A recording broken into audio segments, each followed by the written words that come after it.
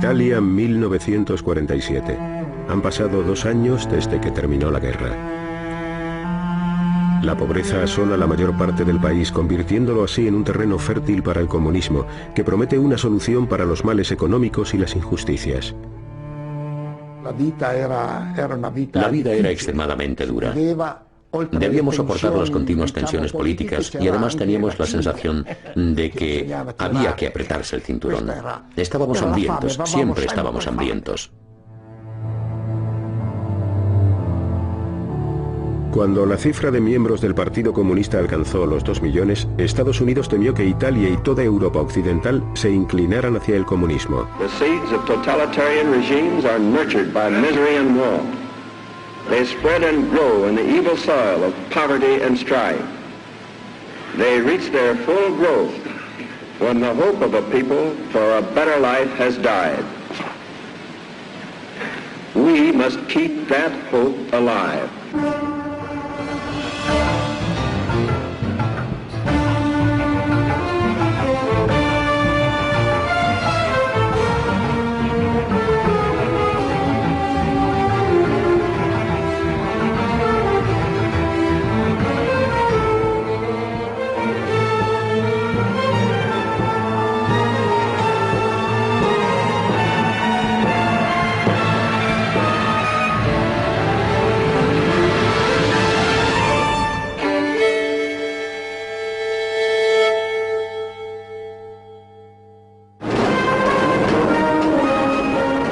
Día de la liberación en Moscú, 1947.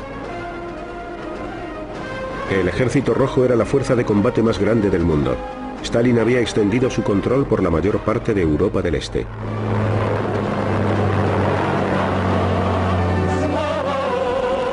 La Unión Soviética ofrecía un modelo alternativo de sociedad: la propiedad pública y una economía centralizada frente a la fe occidental en una economía mixta y en el libre comercio.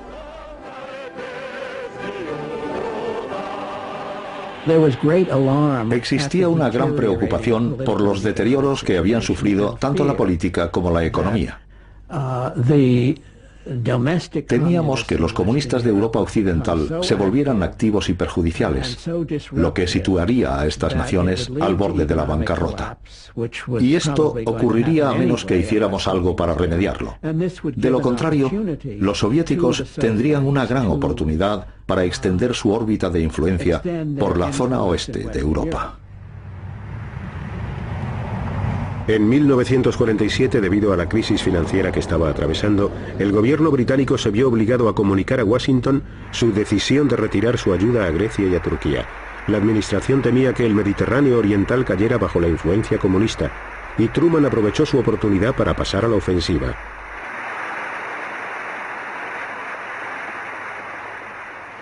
The free peoples of the world look to us for support in maintaining their freedoms. If we falter in our leadership, we may endanger the peace of the world, and we shall surely endanger the welfare of this nation. Yo le estaba escuchando desde la galería y me quedé admirado porque el Congreso prestaba toda su atención a las palabras del presidente. En esta ocasión, todos los que se encontraban en la sala se dieron cuenta de que estaban ante uno de los acontecimientos más importantes de la historia. I therefore ask the Congress to provide authority for assistance to Greece and Turkey in the amount of $400 million for the period ending June 30th, 1948. Por primera vez, Truman presentó la lucha como si fuera un combate entre la libertad y la tiranía, entre Occidente y el comunismo. Truman tenía que convencer al Congreso, que muy a menudo se mostraba aislacionista, de que había que actuar. El anticomunismo de la doctrina Truman lo consiguió. El discurso de Truman reflejó claramente el propio carácter del presidente.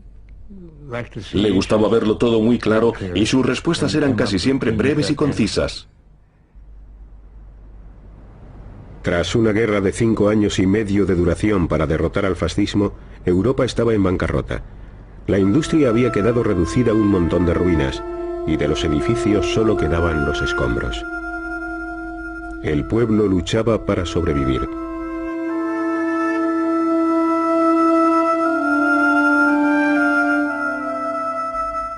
El Partido Comunista, que había combatido al fascismo, reclutaba nuevos miembros. El comunismo atraía a los jóvenes y estudiantes con la esperanza de poder crear una sociedad sin clases. Muchos creyeron que el comunismo construiría un mundo mejor que el que existía antes de la guerra. Era el único partido al que uno podía afiliarse si quería cambiar el mundo. El hombre al que Truman escogió para hacer frente al comunismo era el general Marshall, uno de los líderes del ejército en tiempos de guerra que acababa de ser nombrado secretario de Estado. Él se ocuparía de planificar la reacción de los Estados Unidos. Marshall era un hombre extraordinario. Nunca he conocido a nadie como él. En muchos aspectos era una persona austera, casi inaccesible. Nunca consentía que nadie le llamara George Marshall, ni siquiera el presidente. Cuando el presidente le preguntó si debía hacerlo, él le respondió: no, General Marshall estará bien. Emanaba carácter y autoridad. En marzo, Marshall se reunió con el ministro de Asuntos Exteriores soviético Molotov en Moscú. También estaban allí Gran Bretaña y Francia. Los cuatro grandes trataron de llegar a un acuerdo sobre el futuro de Alemania. A pesar de la cálida hospitalidad rusa, todas esas semanas de reuniones resultaron infructuosas. Marshall hizo un último esfuerzo. Se entrevistó con Stalin en el Kremlin y esta reunión le convenció de que los soviéticos estaban tratando de ganar tiempo para que la situación en Europa Central y Oriental empeorara aún más. De este modo, el descontento popular sería cada vez mayor. La fuerza de los comunistas aumentaría. Y quizás su ideología llegara al poder en los países de Europa Occidental sin que el Ejército Rojo tuviera que invadirlos. Entre todos los problemas que tenía Europa, había uno de especial importancia: el futuro de una Alemania derrotada. Stalin quería que siguiera estando sometida porque le preocupaba que, de lo contrario, un día se recuperara y volviera a poner en peligro a la Unión Soviética. Los norteamericanos consideraban necesario que Alemania se pusiera en pie de nuevo para que toda Europa pudiera recuperarse completamente. Para entonces, Marshall ya estaba convencido de que había que actuar con rapidez. A su regreso de Moscú dio instrucciones al Departamento de Estado para que comenzaran a aportar ideas con el fin de elaborar un plan para rescatar Europa. Pero para ello se necesitarían miles de millones de dólares. ¿Aprobaría el Congreso estos enormes costes? The whole situation is critical in the extreme. We happen to be, very fortunately for ourselves, the strongest nation in the world today, certainly economically. La urgencia era tal que Marshall aceleró los preparativos de su plan. Y lo hizo público en una ceremonia de entrega de premios en la Universidad de Harvard. Las cámaras no estaban presentes. Marshall propuso que la ayuda a Europa se llevara a cabo a una enorme escala e invitó a los europeos a responder a su propuesta. Ernest Bevin, secretario de Asuntos Exteriores británico, se dio cuenta inmediatamente de la importancia del discurso de Marshall. De hecho, él siempre había deseado que los norteamericanos tomaran parte en la reconstrucción de Europa. Cuando Marshall pronunció su gran discurso en Harvard, Bevin lo escuchó atentamente y junto con los franceses le dio la bienvenida.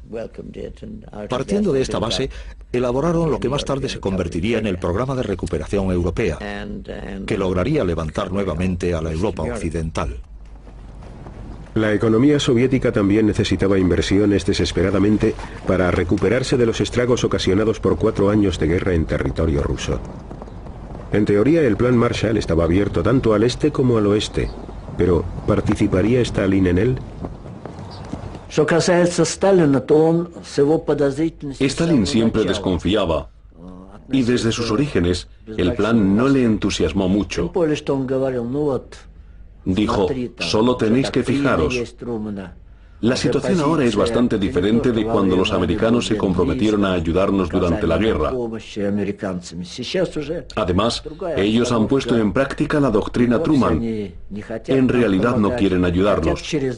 Solo quieren arrancar a las democracias populares de nuestra esfera de influencia para conquistarlas, infiltrarse en ellas y sacarlas de la Unión Soviética. En París se celebró una conferencia de ministros de Asuntos Exteriores para comenzar a formular la respuesta europea al Plan Marshall. A pesar del recelo de Stalin, Molotov y una numerosa delegación soviética se sentaron a la mesa de conferencias. Molotov escuchó todos los informes y propuestas, aunque él tenía muy claro que la ayuda se prestaría bajo ciertas condiciones. Durante la Guerra Fría ambas partes recurrieron a los espías. Y en este punto crítico, los espías de Londres proporcionaron a sus directores soviéticos un documento tras otro. Docenas.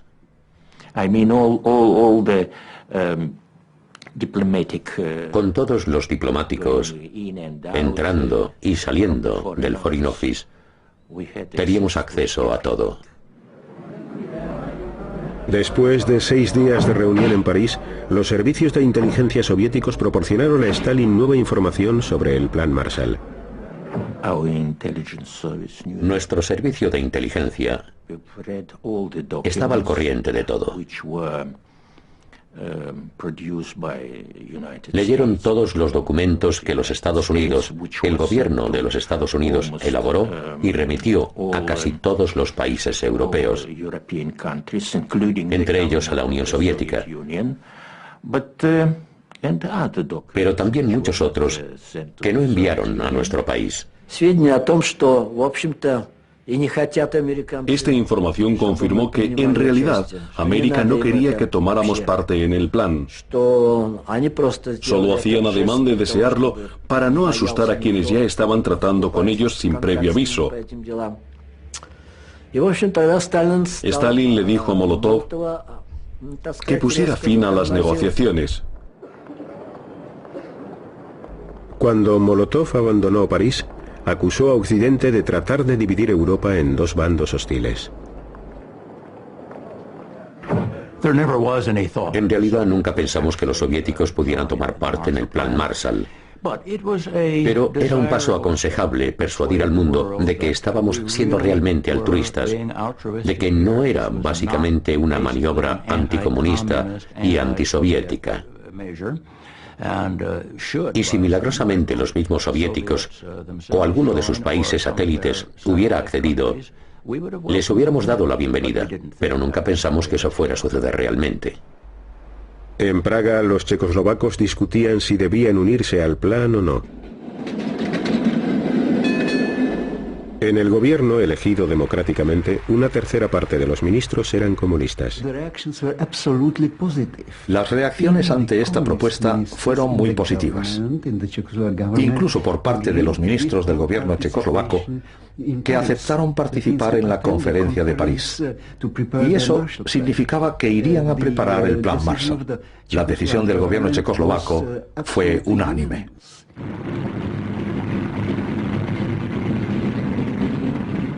Stalin mandó llamar al primer ministro checo, Klement Gottwald, a Moscú. Le acompañaba el ministro de Asuntos Exteriores, Jan Masaryk. Llegaron el 9 de julio por la tarde y esperaron. Serían las 11, es decir, antes de medianoche, cuando llegó alguien y les dijo que debían salir inmediatamente hacia el Kremlin.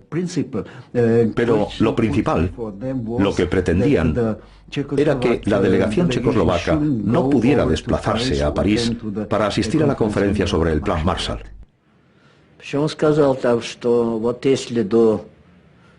Stalin dijo, si el día 11 de julio a las 4 de la mañana no les habéis comunicado que no asistiréis a la reunión, Preparaos porque esto repercutirá gravemente en nuestras relaciones con vuestro país. Stalin fue bastante claro y contundente y les dio un ultimátum. Nuestra delegación tenía 4 horas para comunicarle su decisión. Al final, el mismo gobierno que había aceptado por unanimidad acudir a la conferencia de París renunció a asistir. En lo referente al Plan Marshall no había discusión alguna. Solo existía una orden y estaba muy clara. Tenéis que hacerlo y si no lo hacéis, no sois nuestros amigos. Estáis traicionando a la Unión Soviética, etcétera, etcétera. Estaba todo muy claro. Cuando la delegación checa abandonó Moscú, Gottwald leyó unas declaraciones preparadas. Apenas podía ocultar su disconformidad. Да здравствует вечная дружба и союз Советского Союза и Чехословакии, да здравствует героический советский народ и его великий вождь генералиссимус Сталин. Esta experiencia destrozó a Jan Masaryk.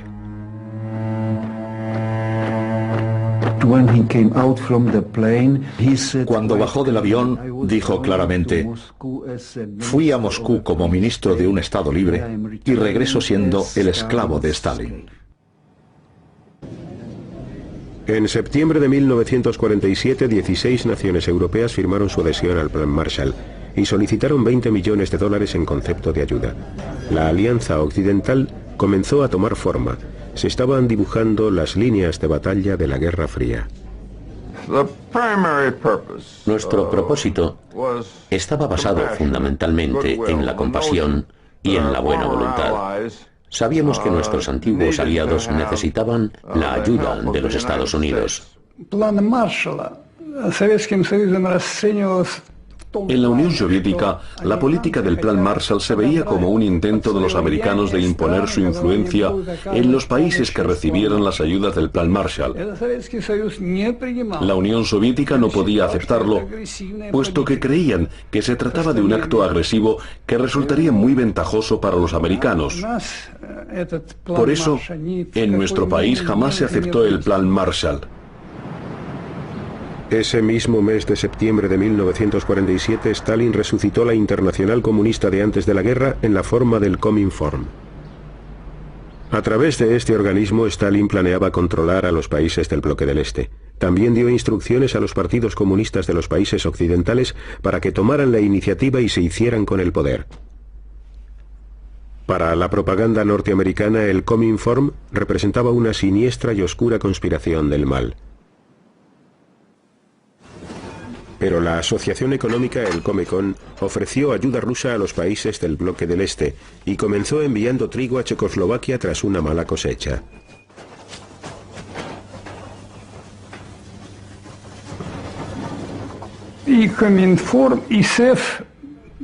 Tanto el Cominform como el Comecon fueron una respuesta directa al Plan Marshall.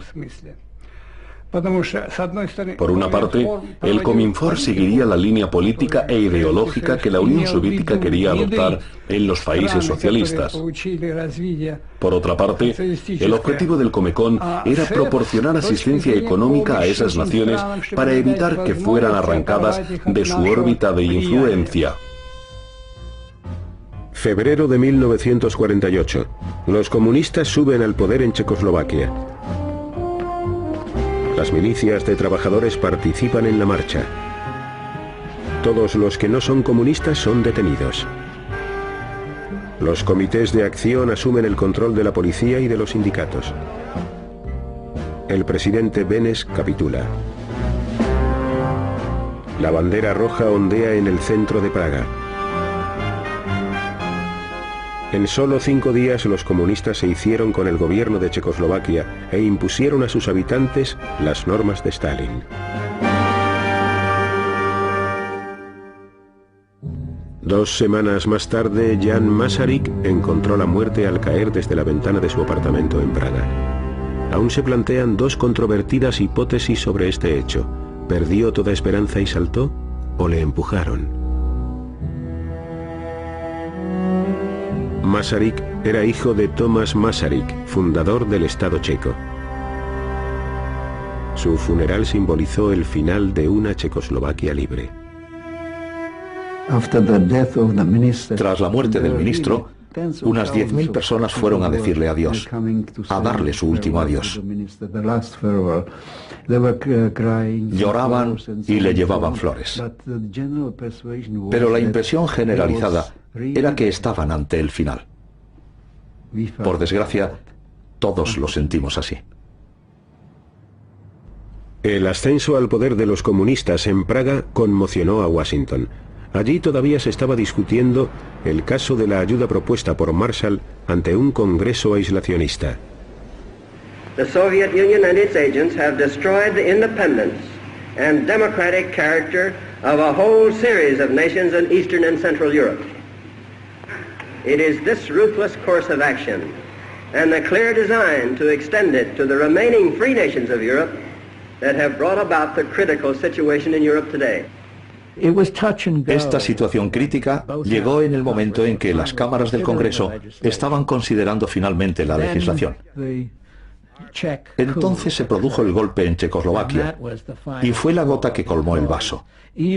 Porque incluso los aislacionistas, o al menos la mayoría, comprobaron que con su ascenso al poder en Checoslovaquia, los rusos estaban avanzando hacia el oeste. Era muy importante aprobar la legislación. El 3 de abril de 1948 el Congreso concedió 5.000 millones de dólares para las ayudas Marshall, unos 157.000 millones de pesetas. El Plan Marshall nació de la necesidad de alimentar a los hambrientos y de evitar que el comunismo se extendiera por toda Europa. El 20% de las ayudas eran préstamos y el 80% subvenciones. Los primeros envíos consistían en alimentos y fertilizantes. Después llegaron las máquinas para mejorar los resultados de la agricultura. En los 4 años que duró el Plan Marshall, otorgó 13.500 millones de dólares, más de 2 billones de pesetas, repartidos entre 16 países. Pocas personas de aquella agencia habían entregado alguna vez más dinero que en esta ocasión desde que existía el gobierno de los Estados Unidos. Fue un acto extraordinario. Europa adquirió una gran cantidad de mercancías y maquinaria norteamericanas, por lo que una gran parte de las ayudas Marshall regresó directamente a la industria de Estados Unidos, impulsando un boom de posguerra. Mucha gente que yo conocía pensaba que la generosidad de los americanos era muy interesada, en el sentido de que pensaban en Europa como punto de venta para sus productos, como mercado para exportarlos. Y llegamos a esa conclusión por el tipo de cosas que querían que les compráramos con el dinero que nos habían prestado. Uno de los países que más ayuda necesitaba era Grecia, devastada por la ocupación nazi y por 5 años de guerra civil. En el norte, las tropas del gobierno seguían exterminando a las guerrillas comunistas.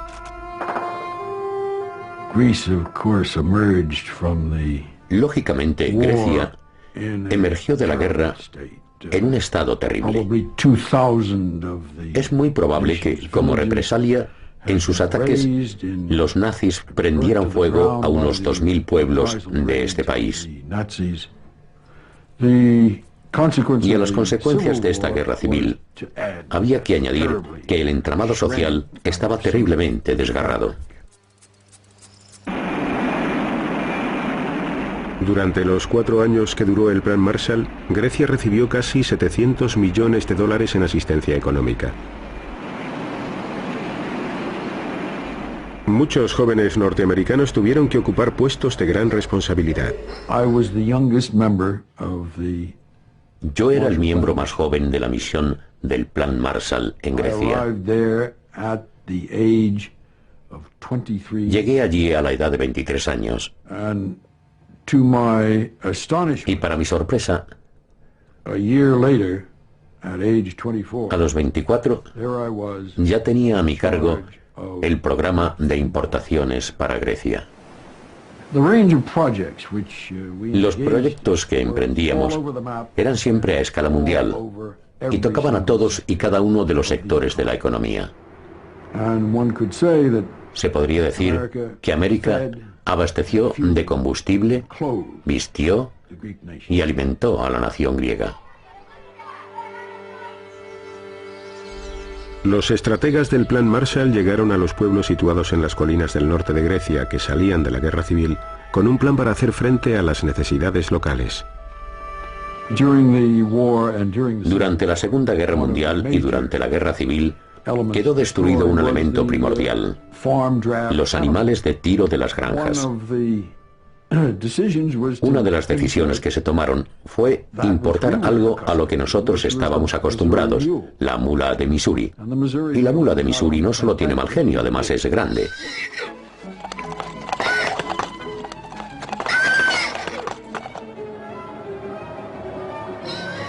Tras un largo viaje en barco, las mulas norteamericanas llegaron a Grecia.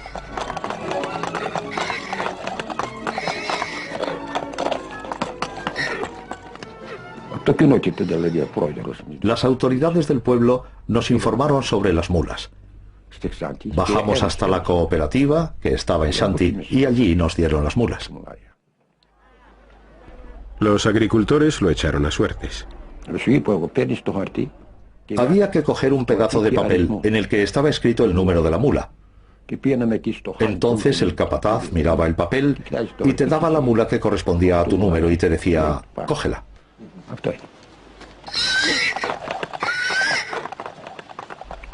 Pero había un problema.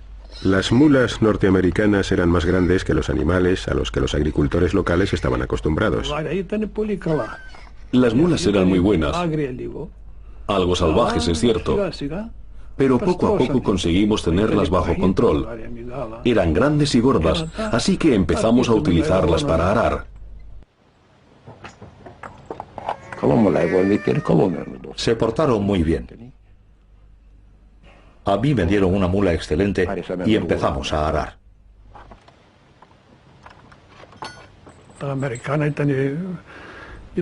Las mulas americanas eran mejores.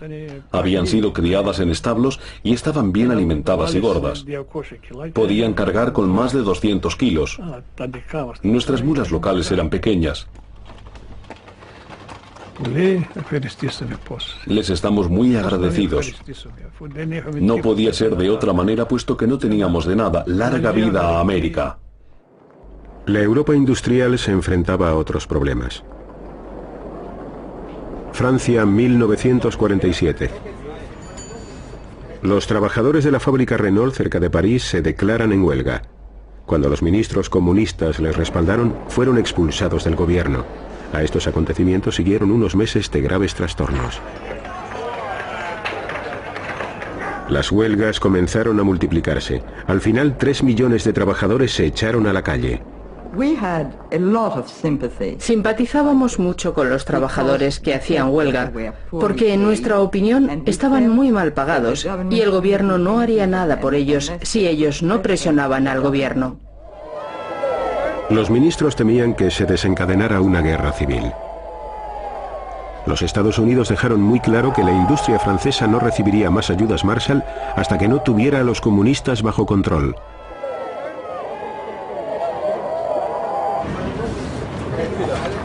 Los actos de sabotaje culminaron con el descarrilamiento de un tren expreso que causó la muerte de 20 personas.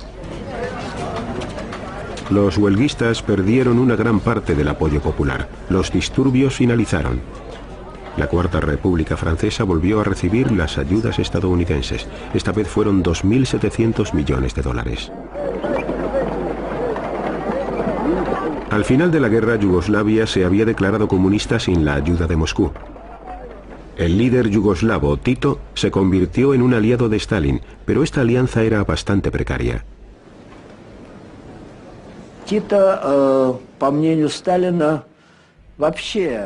En opinión de Stalin, Tito estaba adquiriendo una posición cada vez más independiente en varios campos, entre los que se encontraban los asuntos internacionales. Tito no consultaba a Stalin o le pedía consejo antes de actuar, y cada vez estaba más lejos de la influencia socialista. El cisma se produjo cuando Stalin expulsó a Tito del Cominform. Abriendo aún más la grieta que les separaba, Tito se volvió hacia el oeste. Tras una serie de desastrosas sequías, Tito solicitó la asistencia económica de los Estados Unidos. En 1950 firmó un acuerdo con el gobierno de Estados Unidos. Yugoslavia emergió del otro lado del telón de acero. Los agentes de Estados Unidos distribuyeron más de 150 millones de dólares en ayudas.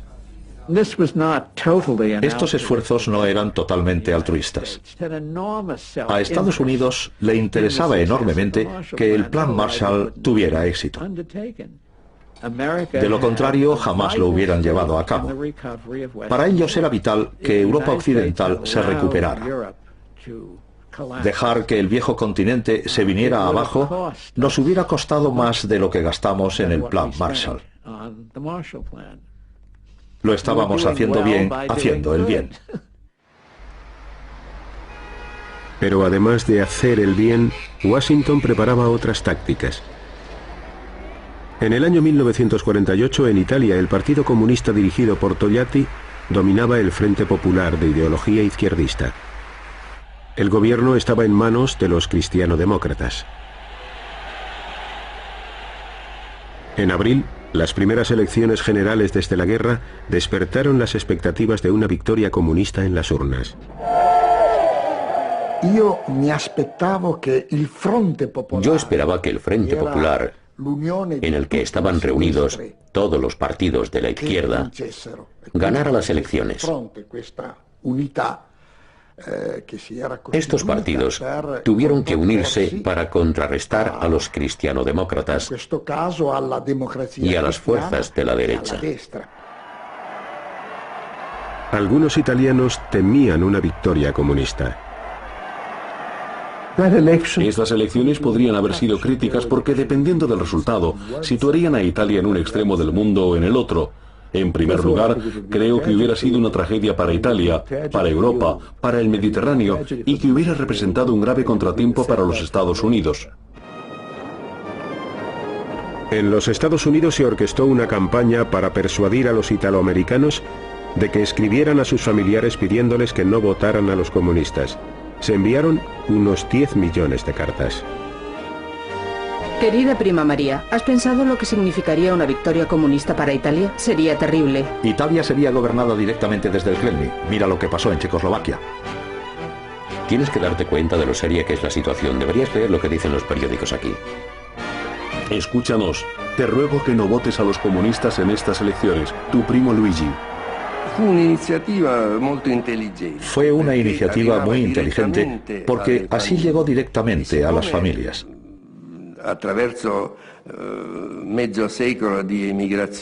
Después de medio siglo de emigración, en América vivían cientos y cientos de familias italianas. Las cartas que sus familiares les escribieron desde Estados Unidos, animándoles y pidiéndoles que no votaran al Partido Comunista, influyeron mucho en la población.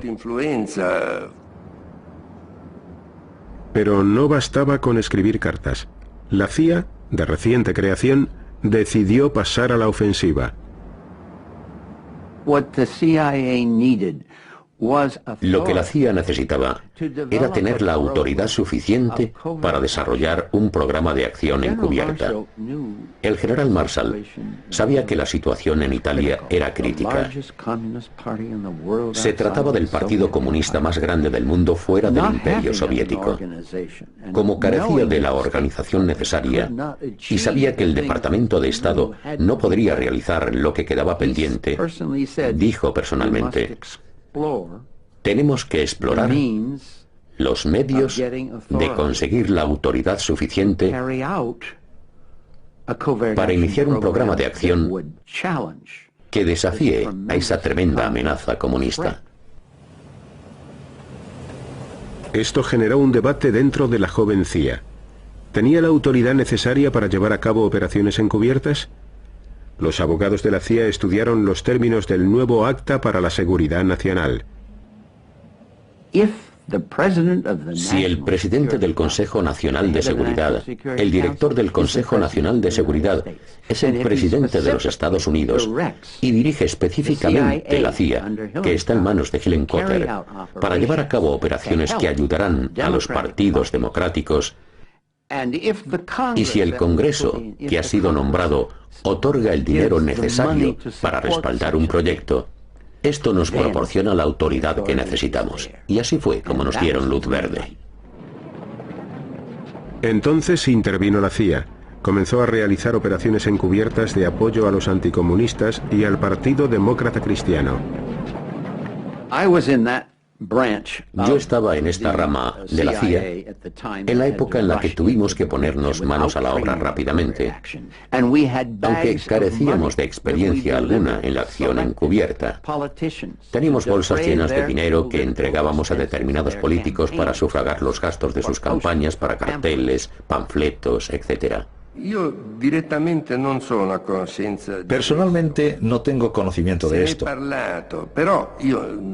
Me han contado cosas al respecto, pero yo no sé nada, porque nunca me involucré en los asuntos de partido. También la Iglesia orquestó una poderosa campaña contra el comunismo. Al Papa Pío XII le preocupaba el Partido Comunista, y no tanto su actitud política como su doctrina. Como Papa que era, Pío XII tenía que interesarse por lo que estaba ocurriendo en Italia en esos momentos. Se creó una red de comités electorales. Trabajaron paralelamente a la organización de la Iglesia Católica, pero en estrecha relación con ella. Puedo decir que todos los partidos envidiaban nuestra estructura electoral y en especial nuestros carteles electorales.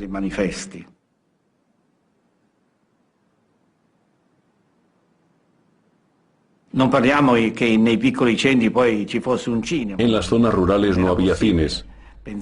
Era algo impensable en aquella época. Así que tuvimos una idea. Enviamos algunos camiones a ciudades y pueblos para que proyectaran películas por la noche. Eran películas de campañas electorales y todo el mundo salía corriendo a la plaza donde realizábamos la proyección para verlas.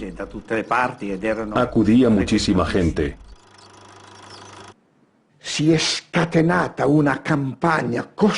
Pusieron en marcha esa tremenda campaña contra la izquierda, contra los comunistas, contra los socialistas, y dijeron las mentiras más terribles sobre ellos. La Iglesia influyó decisivamente sobre la población, porque el 90% de los italianos eran católicos y miembros de la Iglesia. En aquella época yo era católica practicante y asistía a misa rigurosamente, nunca faltaba.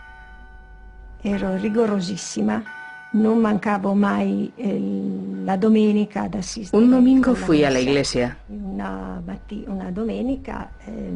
El sacerdote estaba predicando desde el púlpito y dijo una frase que me dejó una profunda huella en ese momento. Aún la recuerdo. Dijo que la guerra contra los comunistas era una guerra santa. El Papa Pío XII y la Iglesia Católica habían apoyado a los fascistas durante las décadas que estos permanecieron en el gobierno. Pero el Vaticano se oponía totalmente al comunismo. Pocos días antes de las elecciones, Pío XII excomulgó a muchos miembros del Partido Comunista.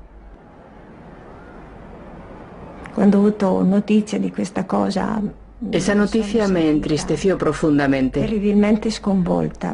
Para empezar, sucedía que en aquellos momentos yo estaba prometida a mi novio.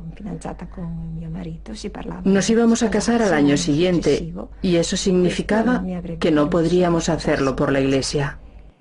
el Papa Pacelli, Pío XII, el Papa Pacelli, Pío XII, ufficialmente come pontefice, nos excomulgó a los comunistas y a los amigos de los comunistas. Como no podía casarme en la iglesia, tampoco podía llevar un vestido blanco, ni tener todas esas flores y los músicos. Mi tío, que había sido como un padre para mí desde que era una niña, ni siquiera podría llevarme al altar. Por no mencionar que como católica, creía que mi matrimonio tenía que ser bendecido por el sacerdote, representante de Cristo sobre la tierra. Esas eran mis creencias. Ya saben que Pío XII en uno de sus discursos dijo: o se está con Cristo o se está contra él. Y el Partido Comunista estaba contra Cristo. Eran claramente ateos. Así que era deber del Papa y de la Iglesia proteger a su pueblo.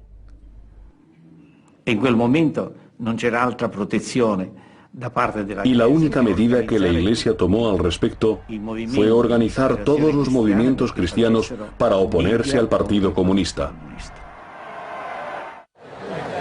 El 18 de abril de 1948 Italia se congregó ante las urnas. Los demócratas cristianos obtuvieron una victoria aplastante. Italia seguiría siendo miembro de la Alianza Occidental. El porcentaje de los votos que recibieron los comunistas era de casi la mitad. Ho pianto moltissimo. Lloré mucho. Porque habíamos trabajado muy duro para ganar esta batalla. Había sido un esfuerzo muy grande.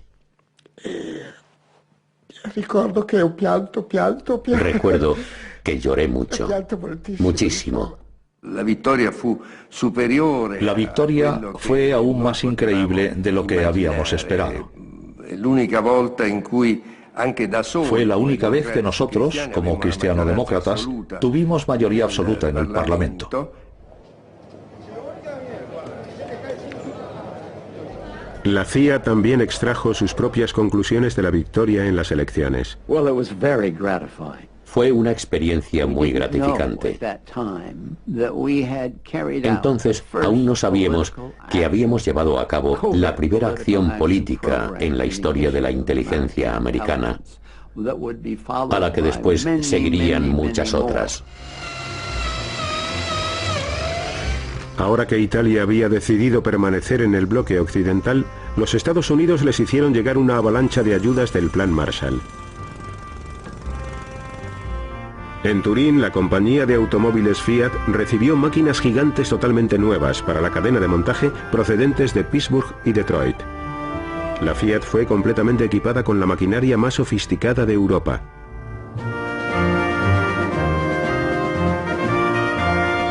La recuperación de la Fiat impulsaría el resurgimiento de la industria italiana. En Europa y en Italia especialmente, teníamos la impresión de que América era una nación todopoderosa. Tenían el 50% del PNB mundial, poseían la tecnología más moderna, habían acabado con el sistema nazi. Y no podías decir que lo esperaras, simplemente te mostrabas gratamente sorprendido al ver la generosidad de su política exterior. Y en esos momentos la expresión de su citada generosidad fue el Plan Marshall. El Plan Marshall también demostró el deseo de los Estados Unidos de salvaguardar el futuro de Europa. El mensaje era el siguiente: modernizad vuestras economías y podréis ser como nosotros. Los americanos estaban intentando imponer las ideas americanas y la organización americana en Europa. Existía la creencia de que, dado que había que reconstruir las industrias europeas, si queríamos que Europa fuera otra vez competitiva en el mundo económico, tendría que imitar los métodos de producción americanos y también los de gestión, etc. Y muchos hombres de negocios europeos estaban ansiosos por hacerlo. En aquellos años, y me refiero a los que siguieron inmediatamente a los de la posguerra, toda Europa estaba en una época de recesión. Por ello, en primer lugar nos ayudaron a salir de ella e impulsaron nuestra economía. Pero ese solo fue el primer paso. El segundo paso consistió en reunir a la comunidad europea en su totalidad. Nos llevaron hacia la OTAN e iniciaron un acercamiento entre todos los países europeos y también potenciaron el acercamiento a los Estados Unidos. El Plan Marshall se había propuesto construir una sociedad de consumo en Europa. Los Estados Unidos querían un bloque occidental donde se practicara la libre empresa, un conjunto de países pacíficos, unidos y ligados al comercio y al capital norteamericanos. La Unión Soviética se vio obligada a construir su propio bloque rival. La población de los países socialistas pasaría 40 años observando al bloque occidental con sorpresa y admiración.